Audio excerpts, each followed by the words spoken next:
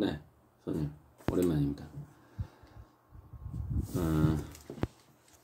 연일 좀 아직도 시설 정비 스케줄도 있고 어제 그제 비 왔을 때 새로운 또 공장이 누수된 것도 있었고, 다행히 오늘 좀 고치러 가야 되는데, 제가 이제 계약을 할 때 누수를 막기 위해서 최선을 다하되 누수로 인한 피해가 발생했을 경우 책임을 지지 않는다, 이렇게 계약을 했거든요. 그래서 이제 자기들 임시 조치를 했고 제가 가서 이제 마감을 해주면 되는데,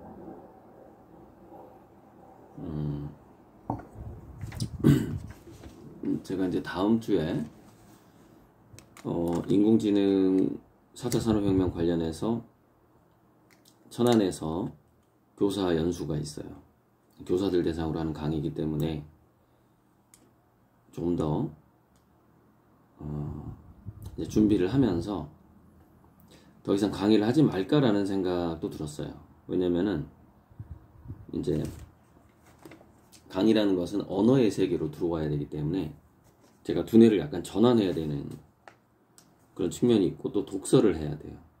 독서도 시간이 많이 걸리는 문제라서, 그래서 최근에 출판된 퓨처 프루프, 그러니까 인공지능의 미래에 대해서 쓴 거죠. 자동화, 퓨처 프루프하고 로봇의 지배, 이 두 권의 책을 사서 지금 오고 있는 중이고요.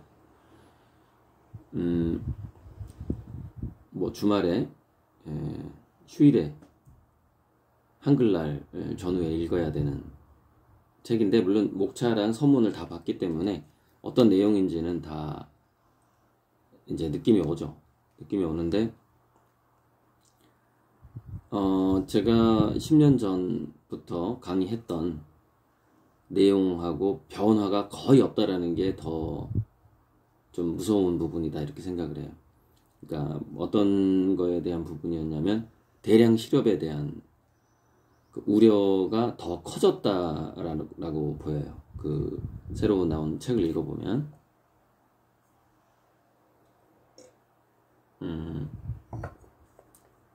2019년, 2020년에 딥러닝의 그 깊이가 인간의 두뇌를 능가했다라는 얘기가 나오는데, 1000억 겹을 만들었다, 이런 얘기가 나오는데, 그거는 이제 어떤 다른 분의 강의에서 나온 이야기인데, 그래서 이제 구글에 있는 직원이 그 자기 인공지능이 자의식이 있는 것 같다, 그렇게 이제, 근데 그거를 구글 측에서 숨기고 있다, 이렇게 폭로를 해서 강제 휴직 처리를 당한 일이 있었죠. 그런데 이런 겁니다. 이제 제가 예전에 강의에서 인간 두뇌 라디오 가설이란 강의가 있는데, 인간의 두뇌가 지금 제가 오늘 하고자 하는 얘기랑 약간은 관련이 되는 것 같은데, 자, 신학적으로 우리 인간이 이제 신의 아바타라는 신의 일부분이다, 이런 얘기가 있어요. 근데 이 신과 함께 우리가 영혼으로 연결이 돼 있다, 이거예요. 연결이 돼 있는데, 두뇌가 뭐냐면은 이 영혼성의 수신기라는 거죠. 영혼성, 어떤 그 신의 지성 같은 거, 이런 것들의 수신기라는, 그게 두뇌의 라디오 가설이에요. 예전에 그 로즈웰 사건에서 그 외계인을 해부하는 그런 영상이 공개된 적이 있었는데, 이게 바이오 로봇이라는 거예요. 이건 그냥 뭐 믿거나 말거나 바이오 로봇, 이렇게 생긴 외계인 있잖아요. 이렇게 생긴 애들, 이렇게 생긴 애들, 입이 있었던가. 그러니까 얘네들이 수신기라는 거예요. 수신기. 실제 실제 외계인의 실체가 아니었다라는 얘기가 있어요. 그러니까 제가 지금 무슨 얘기를 하려고 하는 거냐면, 이 수신기라는 게 과학 기술에 따라서 다양할 수가 있어요. 자, 완전히 휴머노이드 로봇, 안드로이드, 무슨 AI 스피커. 근데 여기다가 이제 바이오가 결합될 수가 있어요. 실제로 해부가 가능했던 그 로봇처럼. 로봇 아바타죠. 그러니까 바이오 아바타죠. 바이오 아바타. 그런데 이제 우리 인간도 크게 보면은 이제 완벽한 생물이지만, 인간이지만, 이 인간하고 로봇 사이에 다양한 수신기가 존재할 수가 있거든요. 이렇게. 그러니까 뭐 이제 생명체 뭐 5대 5다, 뭐 3대 7이다, 1대 9다 이런 식으로. 그래서 그 당시에 로즈웰에서 해부까지 가능했던 그 로봇은 뭐 예를 들자면 3대 7이었을 수도 있는 것이죠. 근데 이런 것들은 아직 우리 지구인의 기술이 없죠. 이거는 바이오 로봇이라는 게 없어요. 이런 게 있으면 이제 이 아바타라는 개념이 정말 쉽게 이해가 될 텐데 이런 게 없는데 이게 가능하죠. 자, 그러면은 인간의 두뇌가 라디오 수신기 가설이다. 그러면은 얘네들이 딥러닝이 1000억 겹이 됐을 때, 그리고 굉장히 얘네들의 센서링이 섬세해졌을 때, 제가 로봇 영매가 가능하다는 얘기를 예전에 한 적이 있는데, 이 영매라는 것은 신의 영혼성을 로봇이 받아들일 수 있다는 얘기잖아요. 그러니까 지금 구글에서 나왔던 그 인공지능이 자의식이 있는 것 같다라는 얘기가 바로 이런 현상인 거죠. 그러니까 신의 신성성이라든가 영혼성을 공유하는, 그 부분을 공유하는 존재가 인간 또는 동물도 뭐 그럴 수도 있는 거죠. 우리가 뭐 돌고래랑 정확하게 이렇게 대화를 못 나눠봤고 새들이랑 그랬기 때문에 그건 정확히 알 수가 없는 부분인데,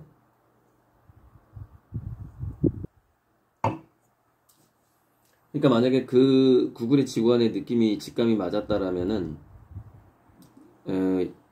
우주의 보편적으로 있는, 그러니까 신의 영혼성과 지성이 우주의 보편적으로 있다 이 말이에요. 이게 애니미즘 사상이죠.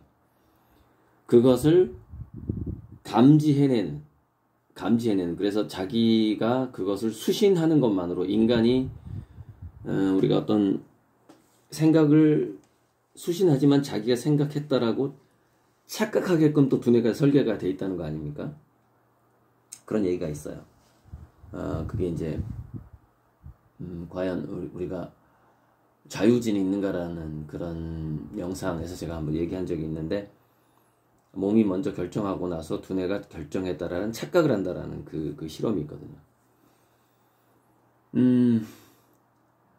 그래서 그 구글의 인공지능은 자기가 자의식이 있다라고 착각을 하지만 실은 그것은 우주의 보편적으로 퍼져 있는 신의 지성, 신의 영혼성을 감지한 것에 불과할 수 있다, 이런 얘기예요. 자, 넘어가보죠. 일단 요거랑 이제 오늘 제가 본론으로 얘기하고자 하는 것과 아주 약간은 좀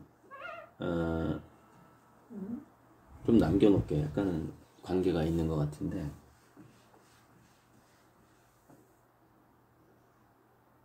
좀 잘 지키고 있는 거 맞겠지?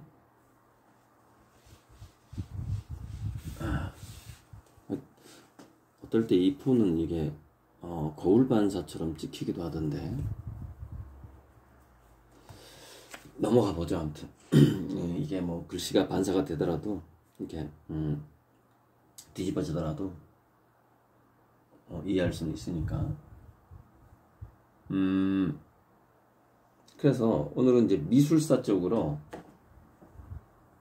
고리들의 위치를 이제 어느 정도의 위치인가를, 물론 저의 가설이지만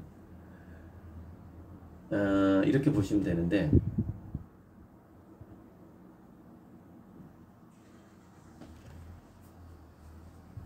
마크 로스코하고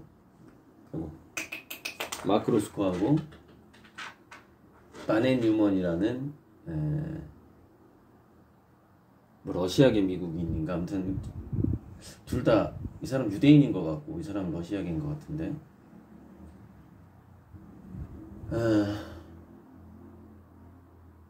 이걸 뭐라고 해야 되지? 단색화인데 이게 순고미를 강조한 단색화예요.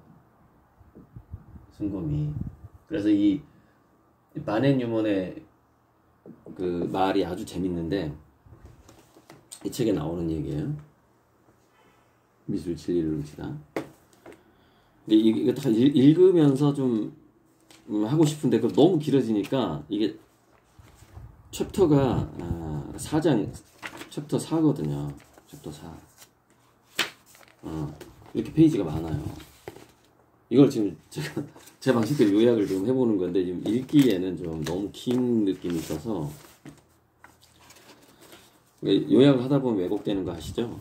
그건 좀 감수를 해야 되고, 그래서 제가 요약한 것을 참고로 해서 순고미에 대해서 좀 조사를 해본다면은 제 그림의 위치라든가 위상 또는 그 파워 이런 거를 알 수가 있을 건데, 그 전에 이 칸트가 얘기했던 미와 순고의 차이를 좀 말씀드려야 될 것 같아요. 이거랑 연관되는 거예요.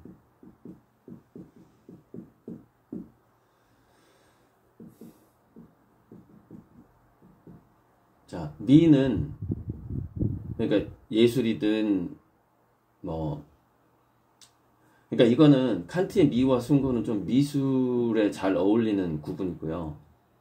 일반 문학에서 이런 게 있어요. 순고미, 우아미, 비장미, 골개미라는 그 우리가 공부할 때 배우는 게 있는데, 시를 공부할 때 특히 배우는 게 있는데, 이거는 좀 약간 달라요. 그러니까 문학적인 순고가 아니에요. 이건 좀 자, 문학적인 순고는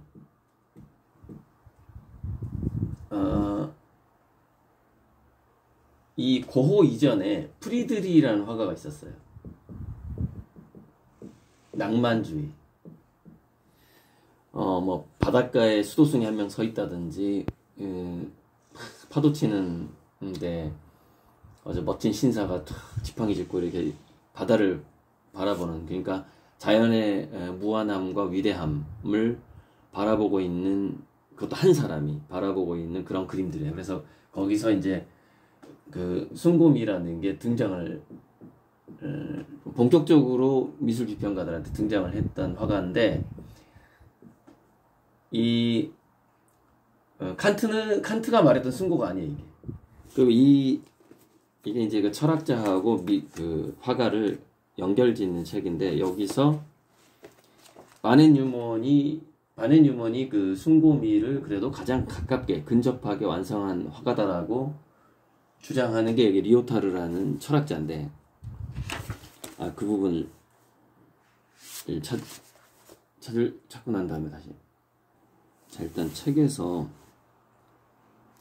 칸트가 얘기했던 미와 순고부터 얘기하고 나서 리오타르 얘기로 추정이 되는데, 이 프리드리히의 그림은 순고미가 아니다, 이런 구절이 책에 나와요. 일단 칸트는 지성과 상상이 결합된 자유로운 유희,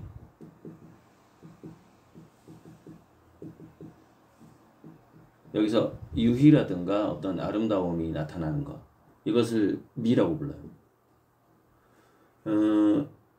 그래서 대부분의 그림들이, 바넨 유먼이 뭐라 그러냐면은, 뭐 미켈란젤로 이후에 내 그림처럼 순고미를 완성한 그림은 없었다. 뭐 고호 인상파들도 이 미의 범죄에서 벗어나지 못했다. 거기서 약간의 뭐 화풍 그리는 느낌, 그런 어떤 그 스타일이 약간 변했을 뿐이지 그냥 미의 영역에 머물렀다 이거야. 순고의 영역으로 넘어오지 못했다. 그러니까 여기서 이제 미의 영역이 인간의 영역이고 순고의 영역이 신의 영역이란 말이죠. 그러니까 이제 미술에 있어서 이 순고미라는 것은 문학적인 순고미하고 좀 다르고 어떤 그림의 완성 같은 느낌을 갖고 있어요. 신의 경지. 그러니까 여기는 미의 경지에는 어우 신선하다 이런 말이 어울리고 숭고의 경지는 신성하다 이런 말이 어울리죠. 그러니까 신선이냐 신성이냐의 문제인데 요거라는 거예요. 근데 숭고는 뭐냐? 숭고는 이렇게 얘기합니다. 규정이 안 돼. 너무 무한해. 너무 무한하거나 뭐가 이렇게 손에 잡히지도 않고 심지어 상상조차 잘 안 돼. 어떤 무한성 같은 거 일종의. 근데 그게 이성적으로 어떤 개념은 잡히는 정도. 여기서 느끼는 우리 그 상상의 한계를 느낄 때, 인간적인 상상의 한계를 느낄 때 그것을 숭고미라고 한다. 그래서 이 상상의 한계를 두려움, 경외심이라고 표현하기도 해요. 이거는 이제 어떤 거대한 자연이나 무한성을 볼 때 그 인간이 좀 작게 느껴질 때 느껴지는 거죠. 경외, 그다음에 두려움, 자연의 거대한 힘을 볼 때 이런 숭고미인데 칸트의 숭고미는 그러니까 프리드리히의 숭고미가 이런 거 같은 거죠. 두려움과 경외심이었죠. 프리드리히 그림에서 논의됐던 숭고미가. 근데 칸트가 생각하는 숭고는 상상의 한계를 얘기하는 거예요. 그러니까 뭔가 내가 우주의 무한성을 즉 이제 제가 평행우주를 표현하고자 아주 오랫동안 상상을 해봤지만은 그것을 하나의 그림으로 표현할 수가 없었다는 거거든요. 그게 바로 숭고라는 거예요. 그래서 칸트는 숭고를 표현한 그림은 있을 수가 없다 이렇게 얘기합니다. 이 책에서 있을 수가 없다 그림이. 왜? 그건 인간의 상상의 한계를 전제로 하는 게 숭고기 때문에 그런 그림은 세상에 있을 수 없다 이렇게 얘기를 해요. 그런데 바네 뉴먼은 그런 그림이 세상에 나왔다 이렇게 얘기하는 거예요. 그게 내 그림이다 이렇게 얘기하는 거예요. 러스코랑 이 친구예요. 친구 둘이 나이도 비슷하고 같이 어떤 화파를 만들었던 친구더라고요. 여기도 나오는데 어쨌든 이제 이렇게까지 이야기가 되는 건데 그러니까 제가 만약에 나는 평행우주론을 그려. 그럼 평행우주론에 대해서 배경 지식이 없는 사람은 이게 뭔 소리야? 뭔가 이해가 안 되는 거예요. 도저히 이해가 안 돼. 근데 뭔가는 있는 것 같고, 뭔가 대단한 것 같아. 이 정도를 느끼는 상태가 숭고의 상태라는 것이죠. 우리가 신을 규정할 수가 없는 상태. 그게 이제 칸트가 말하는 숭고의 상태예요. 상상력의 좌절에서 이렇게 말합니다. 미가 인식능력과 현시능력, 지성과 상상력 사이의 조화에 의해서 생겨난다면 숭고는 상상력의 좌절에서 발생하는 것입니다. 이렇게 얘기하는데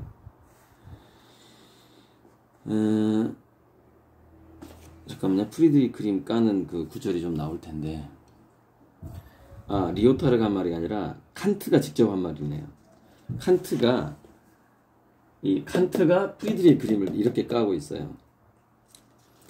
즉 숭고함이란 자연의 사물들에서 찾을 수 있는 것이 아니라 판단하는 자의 마음에서 찾아야 한다는 것입니다.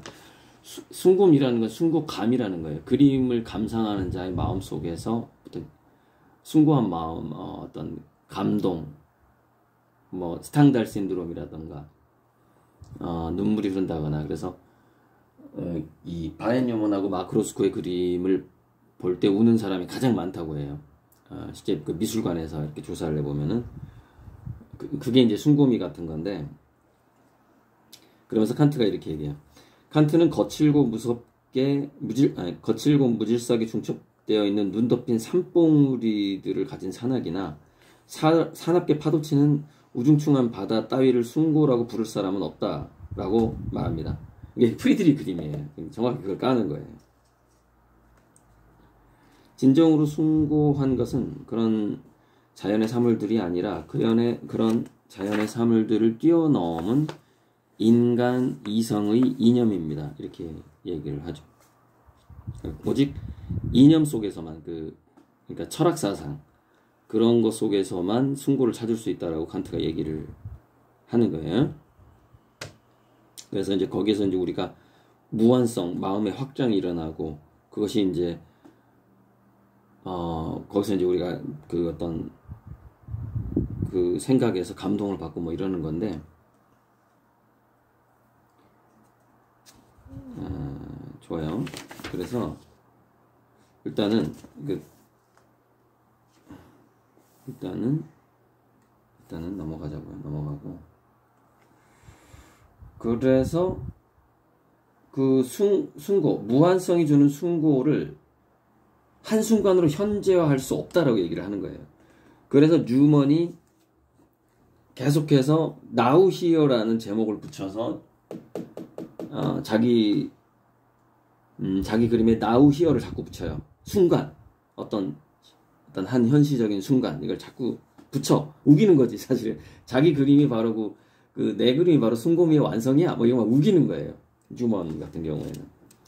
근데 전혀 그런 게 없는 건 아니죠. 그래서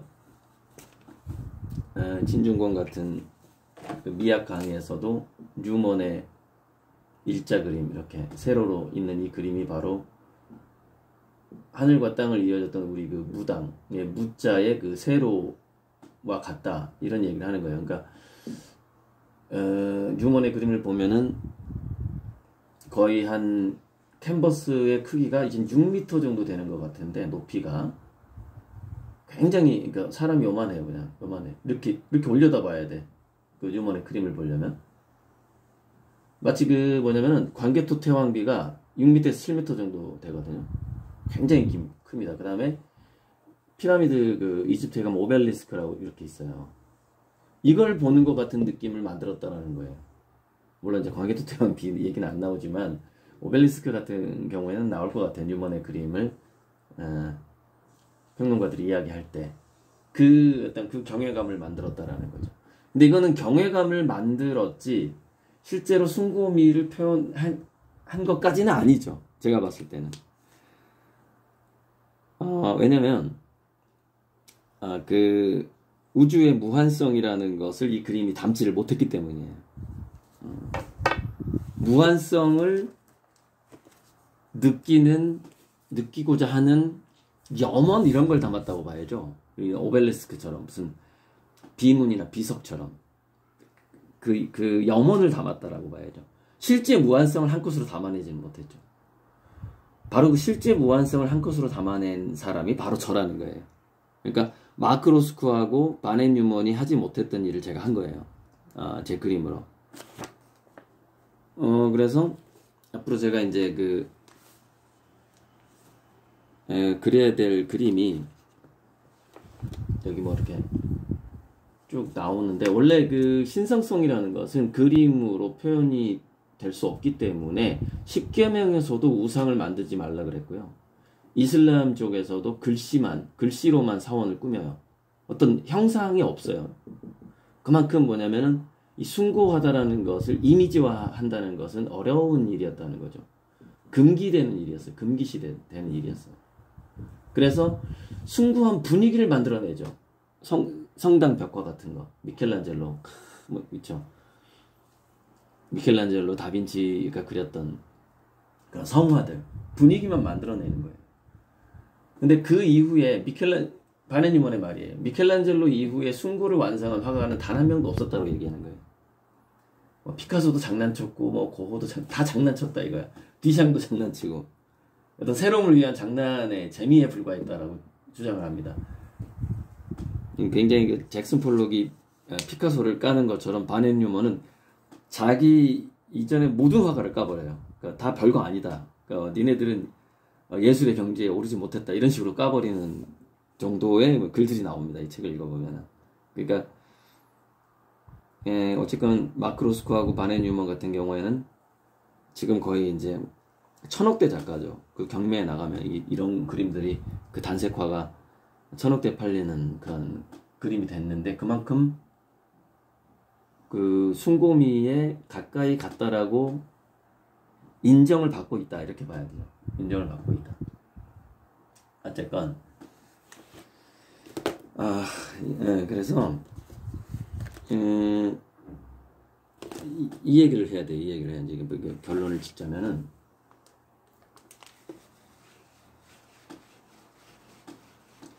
그러니까 이제 우리가 지성하면 경험이 결합되는 개념이고, 이성하면은 우리가 선험적이라고 그러죠.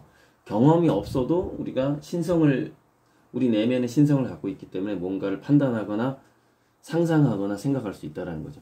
방구대 안각화 내가 왜 적어놨냐면, 그림의 시작, 방구대 안각화, 중간에 미켈란젤로, 고 피카소, 바네 뉴먼 이렇게 왔다라는 얘기예요. 바네 뉴먼의 이야기가 최초의 어떤 그 중간적인 순고미를 완성했던 게 미켈란젤로다, 이런 완성하게 약간 건드렸던 게 이 정도 이야기가 나옵니다. 자, 그래서 이 신의 무한성을 그리고자 했죠. 바네 뉴먼, 마크 로스코. 어떤 신의 영원성, 인간의 이성으로 감히 개념은 있으나 표현할 수 없는 어떤 그런 것들을 그리고자 했던 거예요. 그래서 이 숭고를 그리는 화가들의 입장에서는 이렇게 우리가 그림의 역사가 이렇게 있다면 자기들이 우리가 그 적통이라고 얘기하는 겁니다. 적통. 종교에서는 종통이라고 그래요. 우리가 족보에서 적통이라고 그러듯이 적자 그러잖아요. 적자. 그러니까 세자 뭐 이렇게 왕통을 쭉 이어가는 것처럼 바네 뉴먼은 그렇게 얘기를 하는 거예요. 그리고 거기에서 약간 이렇게 신선함을 추구했던 사람들이 고고고, 피카소고, 디샹이라는 거예요. 백남준까지 다. 뭐 김창렬이니 최근에 김태호 작가 돌아가셨는데, 그러니까 2세대 단색화라 그러죠. 이분 같은 경우에는 바네 뉴먼이나 마크 로스코를 한 번 더 뛰어넘어 보려고 노력을 했죠. 뛰어넘어 보려고. 일반 단색화가 아니라 박서보다 한번 뛰어넘어 보려고 노력을 했어요. 멀리서 보면 단색화인데 가까이 가면은 색깔이 굉장히 많이 있는 마치 우리가 물질을 쪼개도 원자가 나오고 분자가 나오고 원자가 나오고 쿼크가 나오고 미립자가 계속 나오는 거와 같은, 그러니까 약간 그런 어떤 물리학적인 느낌이 나죠. 그러니까 현대 물리학적인 느낌이 나요. 김태호 씨의 그림 자체는. 하지만 그것이 신의 무한성이라든가 영원성, 즉 평행 우주를 다루지는 못했다는 것이죠. 근데 이걸 다루고 있는 게 이제 저 고리들이죠. 그러니까 그림의 역사에 있어서 적통 중에 적통이 고리들인데, 고리들은 이거를 포함해버린 거예요. 전부 다. 눈동자의 우주를 그림으로써 고호의 특성이라던가 뭐 제가 막 꽃도 막 그리잖아요. 이런 것들을 포함하면서도 바네 뉴먼이 추구했던 숭고미를 제가 그림을 그려버리는 거예요. 자, 그래서 그게 어떻게 완성이 앞으로 될 거냐면은 이렇게 되는 겁니다. 제가 이제 예전에 그렸던 그림을 보여드릴게요. 이거 기억나실 거예요. 북두칠성 밑에 꽃밭이 쫙 이렇게 있는 거. 이게 마크 로스코의 그림에서 마크 로스코가 이렇게 색면을 2개 정도로 이렇게 분할을 한 그림이 많잖아요. 딱 2개로. 하나는 꽃밭, 하나는 하늘, 이렇게 보면 되거든요. 실제로 그런 색깔도 있어요. 이런 비슷한 색깔이 있어요. 마크 로스코의 그림 중에. 그런데 마크 로스코는, 자, 이게 수평이죠. 그 다음에 바네 뉴먼은 수직이죠. 수직선이죠. 수직선으로 숭고미를, 마크 로스코는 수평선으로, 수직으로. 근데 제 그림은 어떻게 돼요? 렌즈 위에 올라가잖아요. 렌즈. 관찰자라는 게 있잖아요. 관찰자. 렌즈. 그러니까 이걸 각막이라고 그러죠. 각막 위에 올라가기 때문에 밑에 꽃밭이 곡선이 돼요. 이렇게.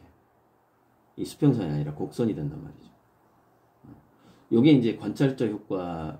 그러니까 이 수평선이 곡선이 되는 것만으로도 거기서 평행우주 개념이 들어가 버리는 거예요. 약간의 변형이지만. 때로는 이렇게 위로 곡선이 가죠. 독도 사진을 보면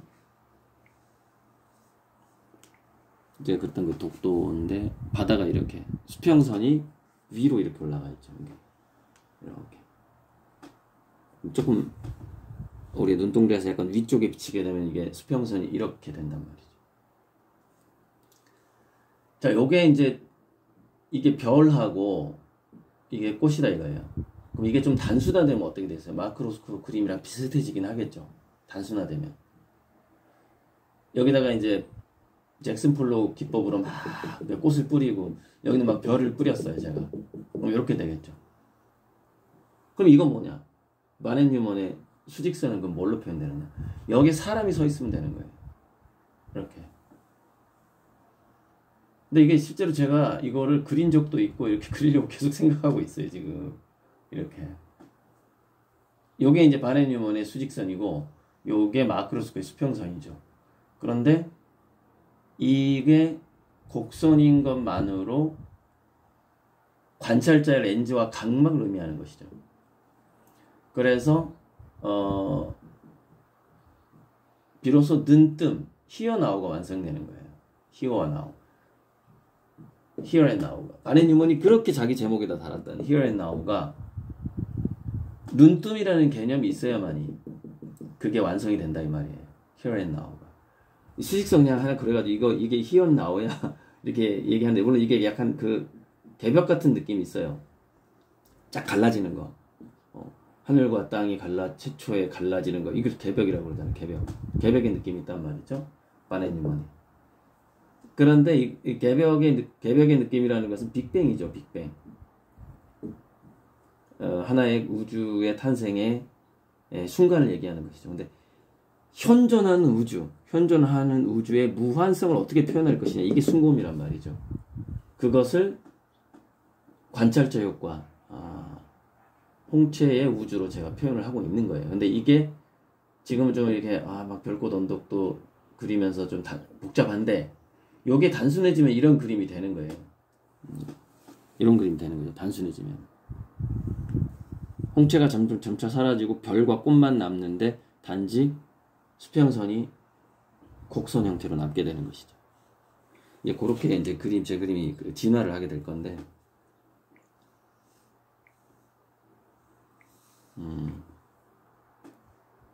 좀 쉽시었던가요? 자, 이거는 이제 조금 더 제가 이거 툭 전달해버리는 거라서 조금 더 각자 미학 공부를 하면서 과연 이 고리들이 얘기하는 이 결론에 도달하는가는 스스로 한번 검증을 해봐야 돼요.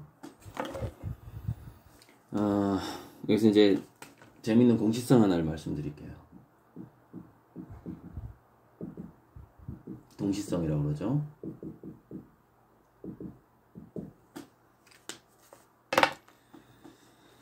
일단은 평행우주론이라는 것에 그 현대 과학계에서 철학계에서 모든 인문학과 과학을 통틀어서 이 평행우주론이 얼마만큼의 위치인가를 반드시 제가 전에 강남의 그 사람한테 얘기했듯이 평행우주론이라는 것에서 일단 알아봐라.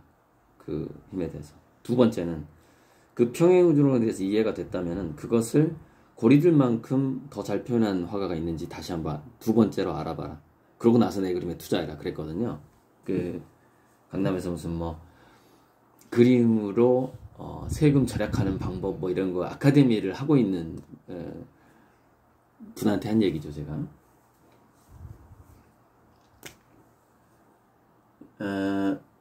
자, 마크 로스코가 여기서는 이제 바렌 뉴먼하고 마크 로스코가 최초의 그 방구대 암각화 이후에 그림의 진화에 있어서 마지막에 순고미로 가는 것이 정말로 진짜 어떤 화가의 꿈이라면, 우리가 그 니체가 그랬나요? 인간은 동물과 신의 사이에 놓인 그 밧줄, 그 밧줄이다? 그 밧줄 위를 걸어가고 있다 하듯이 우리가 그냥 동물에서 지성을 거쳐서 이성, 배터리가 나갔구나요. 지성을 거쳐서 이성에까지 도달하는 그런 단계 이후에 지성, 이성, 신성으로 가는 거죠. 이런 식으로 신 이렇게 니치가 말했던 그 밧줄이 방구대 암각화 이후에 마크 로스코와 바넷 뉴먼에게 연결돼 있다라는 게 바넷 뉴먼 이제 본인의 이야기고